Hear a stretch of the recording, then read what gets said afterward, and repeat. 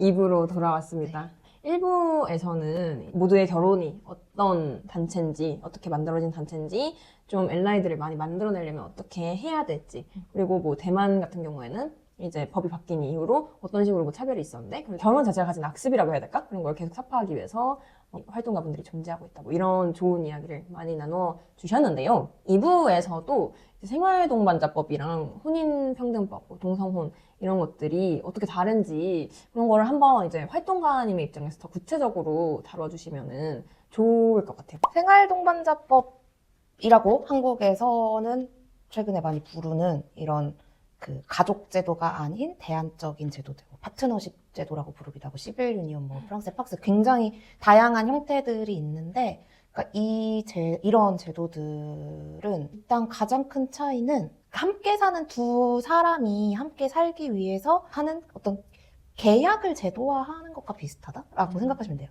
이렇게 얘기하면 또 너무 어렵게 얘기하는데, 그러니까 가족 관계를, 법적인 가족 관계를 형성하지는 않는 방식으로 제도 설계를 하는 거예요. 그러니까 법적인 권리만 있는 건 아니고 의무도 있지만, 권리와 의무가 법적인 가족관계를 전제로 한 것들은 이러한 대안적인 가족제도에는 적용이 될 수 없죠. 그리고 특히 한국에서 논의되는 생활동반자법이라는 것은 사실 두 명의 성인인 사람이, 이 사람들이 뭐 연인관계나 가족에 그러니까 배우자에 준하는 관계가 아니어도 뭐 함께 사는 친구까지도 할 수 있는 되게 인정하는 관계의 범위가 되게 넓은 그런 제도적 대안으로 논의가 되거든요. 이게 한국 사회에서 워낙 약간 혈연 가족과 바깥에 있는 관계들에서 서로를 돌보고 살았을 때 관련한 어떤 보장되는 권리들이 없고 그 격차가 있다 보니까 굉장히 넓은 범위의 사람들이 되게 유연하게 진입할 수 있는 제도로 이야기가 되고 있고, 그 유연한 제도이기 때문에 보장하는 권리는 함께 동거 생활을 하면서 필요한 권리들 혹은 그런 것들, 혜택들 위주로 법안이 마련이 되거나 설계가 되고 있어요. 그랬을 때 그럼 뭐가 다르냐? 너무 막 말이 길었는데 일단은 이런 제도들이 나라마다 부르는 이름도 다르고 다 되게 다른 방식으로 구성이 됐다고 했잖아요. 그래서 상호 호환이 되지 않아요. 그러니까 한 나라에서 법적으로 부부는 다른 나라에 가도 배우자 비자를 받거나, 가족의 범위가 뭐 나라마다 인정하는 그 가족의 범위가 되게 다르기도 하지만, 어떤 사람의 배우자가 그 사람의 가족인 거는, 이 가족이라는 제도가 워낙 오래된 제도이기 때문에 어느 나라나 그렇잖아요. 그랬을 때 한국에서 부부면 다른 나라 가서도 부부의 권리를 누릴 수 있죠. 뭐 비자를 받을 때 뭐 이럴 때. 근데 생활동반자 제도는 그런 종류의 제도가 아니기 때문에 국경 밖에 나가면 서로 상호 호환이 안 돼요. 그러니까 뭐 진짜 다른 나라에서 뭐 베프제도 이렇게 불리면은 우리나라는 베프제도 없어. 그러니까 우리나라에서는 그렇게 인정 못해. 너희 다시 사인이야. 네. 여기서 다시 한번 인정받아. 네네네. 그거는 그 제도들이 그런 속성을 가진 거고, 그리고 또 하나 뭐 많은 분들이 이미 아시는 분들도 많을 텐데, 상속 있잖아요. 그러니까 가족으로 살다가 어떤 사람이 죽었을 때 그 사람이 남긴 재산을 법적인 가족들의 어쨌든 상속 순위에 따라서 그 재산이 이렇게 누구한테 가는지가 결정되잖아요. 이거는 법적인 가족 관계에 관련한 거기 때문에 법적인 관계를 만들지 않는 이런 제도에서는 상속은 불가능하죠. 네. 근데 사실은 다양한 성소수자들이 어떻게 살아가는지에 따라서 그 삶에 필요한 제도, 혹은 그 사람들이 원하는 제도들은 다양할 수 있을 것 같아요. 그러니까 생활동반자 제도가 필요한 사람도 있고, 혹은 그냥 결혼이 가능해야 하는 사람도 있죠. 그랬을 때 이게 먼저 되고 이게 돼야 돼 라는 이 우선순위가 선후관계가 있는 것도 아니고, 이게 되면 이거 없어도 돼 라는 이 대체관계도 성립하지 않아요. 그래서 그냥 두 개는 좀 다른 거고, 결혼을 원하는 동성부부들에게는 동성혼이 필요한 거고, 그 외에 성소수자이든 아니든 비혈연인 어떤 사람과 돌보고 사는 사람들에게는 이게 또 필요할 수 있는 거죠. 다르다라고 그냥 심플하게 생각하시면 됩니다. 약간 다른 좀 가벼운 이야기를 좀 해보도록 하겠습니다. 가벼울 수도 있고, 아니면 오히려 이걸 보시는 분들은 책임이 더 무거워지실 수도 있어요. 이 혼인평등이 필요하다라고 생각하는 분들이 이 모두의 결혼을 지지하기 위해서 할 수 있는 행동들이 뭐가 있을까요? 일단은 첫 번째는 계속 모두의 결혼이 뭐를 하고 있는지 소식을 받아보셔야지, 이 중에 이거는 내가 할 수 있을 것 같아 라는 게 생길 거잖아요. 그래서 1번은 모두의 결혼 소셜미디어 계정을 팔로우 해주시고 좋아요, 구독, 댓글, 알람 설정. 그런 것들을 해주셔서 이렇게 소식을 받아보시는 게 이렇게 출발일 것 같아요. 그리고 그 중에 저희가 하는 어떤 활동이나 행사에 내가 이거 할 수 있을 것 같아. 혹은 이거 가보고 싶어 하는 게 적극적으로 참여해서 이야기를 나눠주시는 것도 너무 좋고요. 그리고 그렇게 뭔가 그냥 뭐 영화 상영회든 강연회든 원인평등 워크숍이든 이런 곳에서 저희가 듣는 이야기들, 다양한 분들의 삶의 이야기들이 또 이 활동의 중요한 영감이 되기도 해요. 그래서 그런 자리에 많이 와주시는 거. 내가 좀 더 뭔가를 같이 할 수 있을 것 같아 이러면 저희 자원 활동도 언제나 환영을 하고 있습니다. 뭐 거리에서 서명을 같이 받는 자원 활동가 분들도 계시지만 영어 자막을 번역해 주시는 분도 있고 뭐 되게 다양한 역할로 자원 활동에 함께 해주실 수 있어요. 그래서 뭔가 함께 해주실 수 있는 일이 있으면 또 저희한테 연락을 주시면 됩니다. 저희가 6월부터 후원 계좌를 열었습니다. 네, 이것도 모두의 결혼 홈페이지에 가시면 이렇게 후원하기 누르셔서 정기 후원 혹은 일시 후원을 할 수 있습니다. 모든 비영리 단체들은, 성소자 단체들은 여러분의 후원이 굉장히 중요한 활동의 자원이기 때문에 후원으로 함께 해주실 수도 있고요.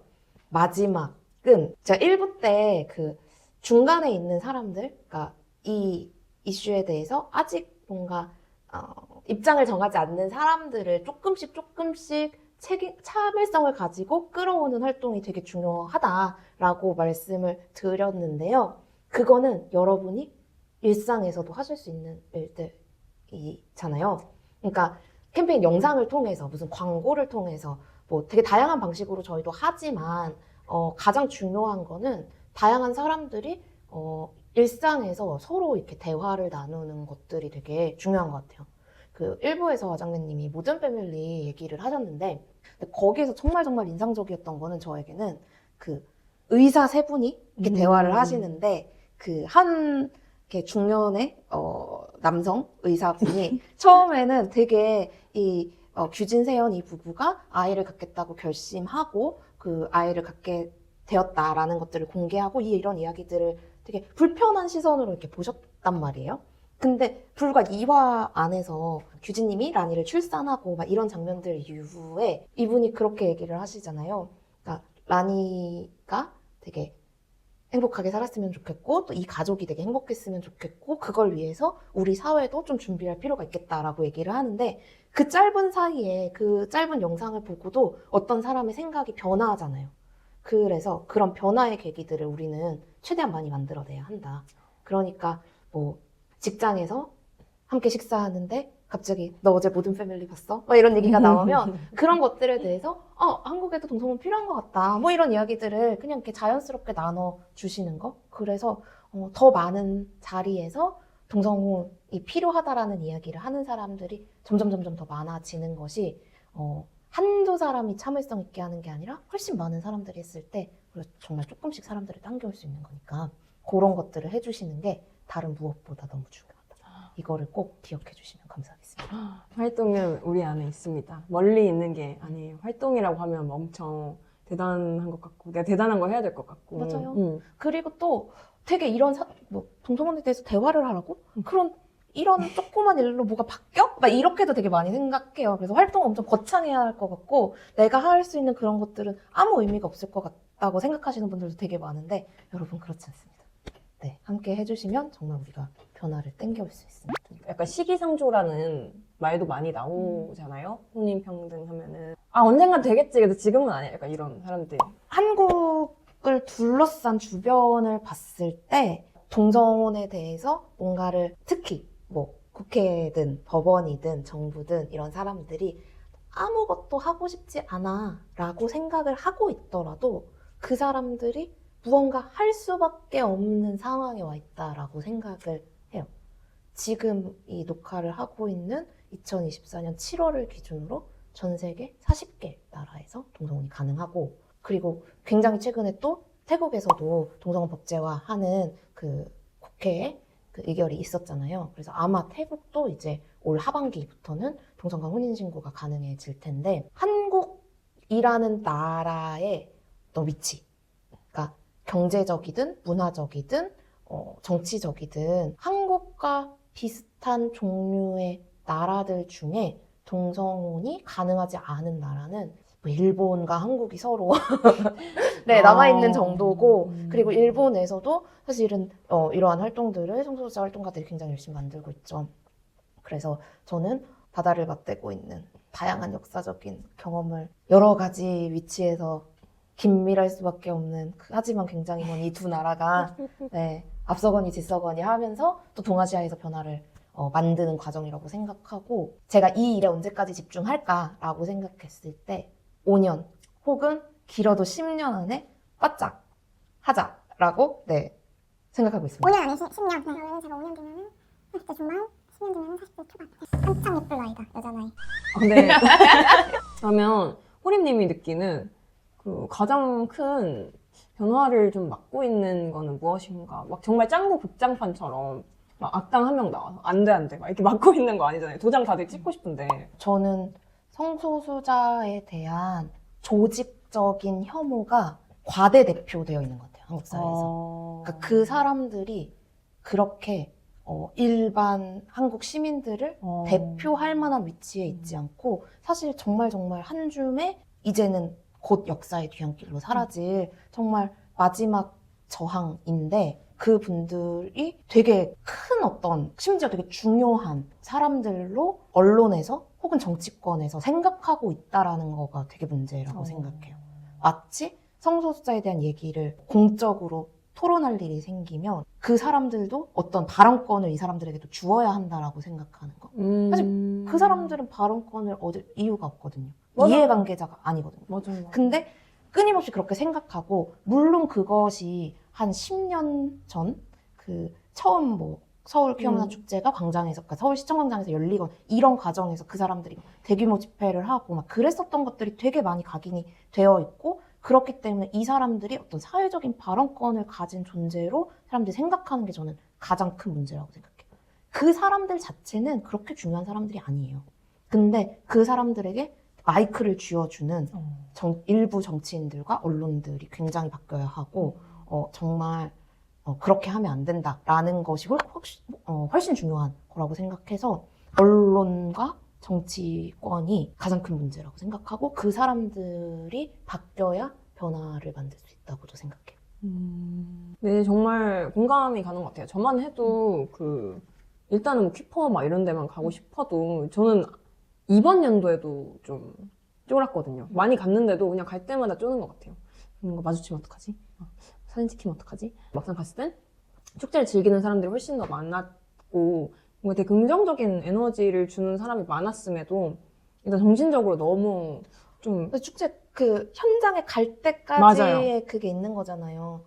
그런 정말 민주주의 국가에서 허용되지 않는 혐오 발언을 하는 사람들이고 근데 그 사람들을 정말 물리적으로 입을 막을 수는 없죠. 그 사람들도 뭐 표현의 자유가 있으니까. 그렇지만 적어도 그 사람들의 말을 증폭시키도록 그 사람들에게 마이크를 쥐어줘서는 안 된다고 생각해요. 정말 그게 저는 가장 큰 문제라고 생각해요. 아무래도 이제 모두의 결혼에 대한 이야기를 굉장히 많이 해봤는데 개인적인 이야기들도 안 해볼 수가 없잖아요.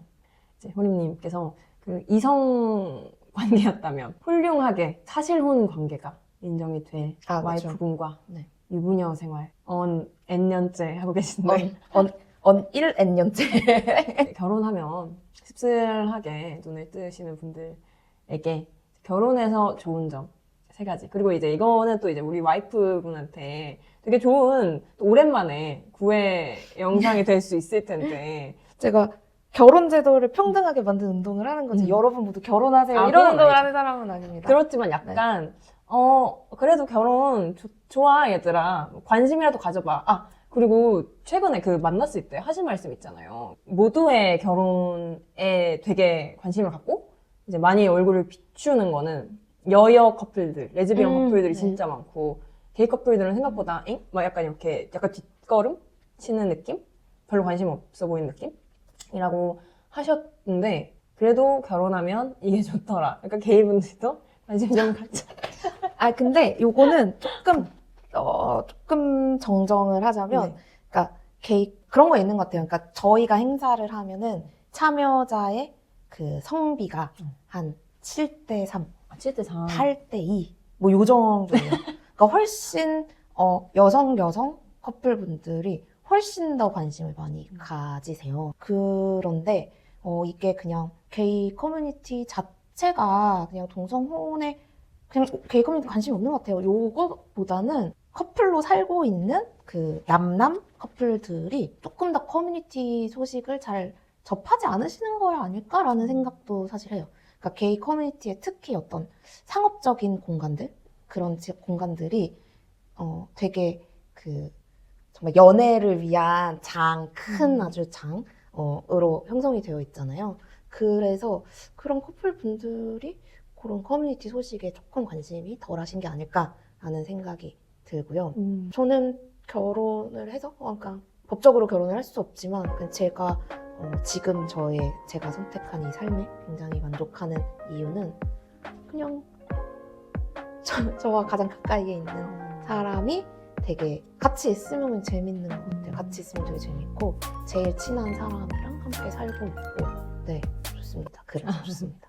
아, 근데 생각해보니까 최근에 게이 친구가 좀 대거로 생겼거든요. 그럴 일이 있어가지고 얘기를 나눠봤더니 엄청 결혼에 관심이 있는데 확실히 더 조심스러워하는 게 일단 막 한국 하면은 그 아들 편의 나라잖아요. 그래서 막 아들, 우리 장남, 우리 독자 이렇게 하는데 이 상황에서 좀 이렇게 막 나오기가 훨씬 더 조심스러워하는 친구들도 많았고 그리고 뭔가 레즈비언 커플들은 저희의 특기 포비아들 앞에서 자매인 척하기 절친인 척하기 이런 게 되는데 또 게이 커플들은 불가능하다 보니까 워낙 안 나오시는 것 같기도 하더라고요. 그러니까 그 성소수자에 대해서 막 이렇게 공격하는 어떤 혐오 중에 되게 큰 게 게이 섹슈얼리티에 대한 엄청난 또 혐오가 있잖아요. 그래서 여자들이 손잡는 거는 아유 참 다정하네 둘이 막 이렇게 생각하는데 남자 둘이 그러면 저는 그분들의 음란 회로라고 생각하는데 진짜. 그런 걸 막 돌리면서 타자화하고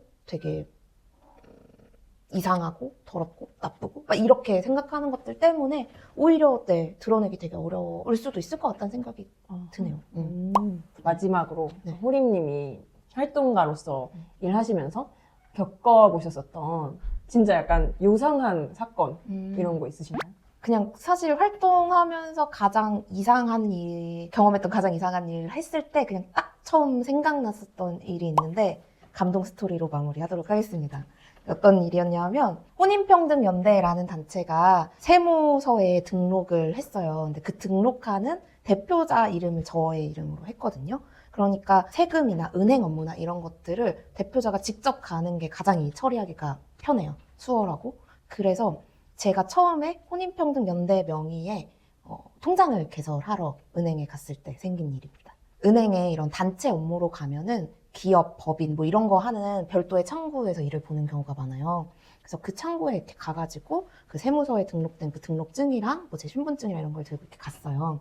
근데 제 또래 혹은 저보다 나이가 뭐 한두 살 더 많으실까? 아무튼 저 정도의 나이대로 보이시는 그 여성 과장님이 저를 응대를 해주셨어요. 근데 막 이런 것 저런 것들을 막 이렇게 뭐 서류도 작성하고 뭐 처음으로 통장을 개설하니까 뭐 하는 게 되게 많았어요. 그리고 이런 종류의 단체 업무는 대부분 지점에서 자주 하는 일이 아니라서 이렇게 해서 본사 같은데 보내서 거기에 승인을 받고 그걸 다시 가지고 와야 돼요. 그래서 이렇게 그런 서류들을 해서 보내고 승인이 오기 전까지 약간 이렇게 둘 다 할 일이 없는 그 순간이 있었어요. 근데 그분이 되게 조용하게 가만히 계시다가 저한테 이거 그 예전에 있었던 부산 여고 동창생 사건 같은 거 안 만들려고 하시는 일인가요? 이렇게 말씀하시는 거예요. 소름 돋았어. 네. 근데 다른 아무 표현 없이 그냥 혼인평등, 성소수, 뭐 무지개, 뭐 퀴어 뭐 이런 거 다 없이 그냥 혼인평등연대란 이름만 보고 그렇게 얘기를 하신 거죠. 네. 그래서 처음에는 이분 당사자인가? 네. 이렇게 생각을 했어요. 그랬더니 제가 네 맞아요 이렇게 얘기를 했더니 그분의 두 번째 질문은 그런데 세상이 되게 많이 변한 것 같아요. 요즘에는 김규진 씨 같은 분도 있고 또 이렇게 얘기를 하시는 거예요. 그래서 저는 또 이분 당사자다. 이렇게 속으로 약간 확신을 하게 됐죠. 그래서 네 그렇죠. 저도 되게 놀라가지고 그냥 약간 이렇게 애매하게 답변을 했는데 그분이 그 다음부터 하시는 얘기가 이런 거였어요. 저는 사실 결혼해서 아이가 2명이 있는 평범한 사람인데 오히려 아이들이 생기고 나니까 성소수자 이슈에 대해서 사람들이 더 많이 지지해야 된다고 생각하게 됐다. 내 아이가 성소수자라면 혹은 내 아이가 살아갈 어떤 사회를 생각하면 우리가 더 훨씬 이런 것들을 지지해야 한다라고 생각한다. 이렇게 얘기를 하시는 거예요.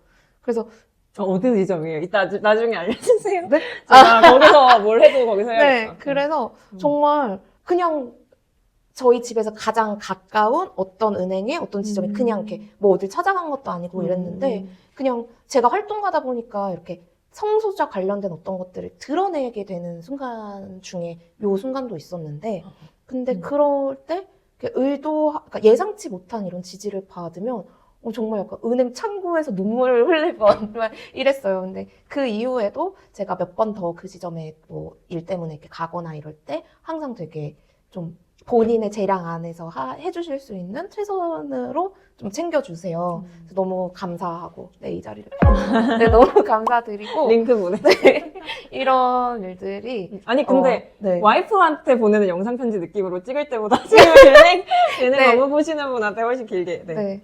근데 역시. 이게 딱 그 모두의 결혼이라는 캠페인을 처음 시작할 때쯤이라서 정말 이 예상치 못한 곳에서 마주한 예상치 못한 지지가 저한테 너무 큰 힘이 됐어요. 항상 우리가 어딘가에서 성소수자를 드러냈을 때 혹은 성소수자와 관련된 어떤 이야기를 꺼낼 때 항상 예상한 어떤 반대에 마주치는 경우가 많은데 이런 이야기를 꺼낼 때 예상치 못한 지지를 받는 순간들도 있다라는 점을 더 많은 분들하고 나누고 싶었습니다. 여러분 세상을 다 함께 바꿔갑시다. 정말 별거 아니죠? 이런 식으로 그냥 모르는 척 넘어갈 수도 있는 건데 말 한마디 따뜻하게 해서 활동가가 아직까지 기억하는 어떻게 보면 에너지를 준 거잖아요. 힘을 되게 준 거잖아요. 오래도록 지속할 수 있는 뭔가 내가 나대는 것 같아. 내가 뭐라고 이러면서 신념에 따르고 싶을 때 행동을 막 이렇게 소심하게 숨기거나 하지 말고 다들 드러내면서 살면은 10년 될 거 5년 되는 거고 5년 될 거 그냥 5년 5년보다 빠르진 않을 것 같은. 근데 이거는 동성혼뿐만이 아니라 음. 성소수자와 관련된 많은 일들에 다 해당하는 이야기인데요. 나 하나쯤이야 하는 생각을 살포시 접어두시고 내가 이만큼이라도 좀 뭔가 해야지라는 생각을 하는 사람들이 저는 더 많아져야 한다고 생각합니다. 그러면 우리 모두의 결혼 후림 활동가님이셨고요. 그 모두의 결혼 뭐 아래 링크 걸어놓겠지만 유튜브도 그냥 모두의 결혼 이렇게 치면은 다 연관돼서 나오죠. 여러분들 모두의 결혼 채널 뭐 SNS 이런 거 다 팔로우 해주시고요. 그리고 저희는 이 정도에서 마무리해보도록 하겠습니다. 호림님 와주셔서 감사합니다. 제 구독자 이름이 아가지거든요. 네, 아가지 여러분 감사합니다. 감사합니다. 안녕.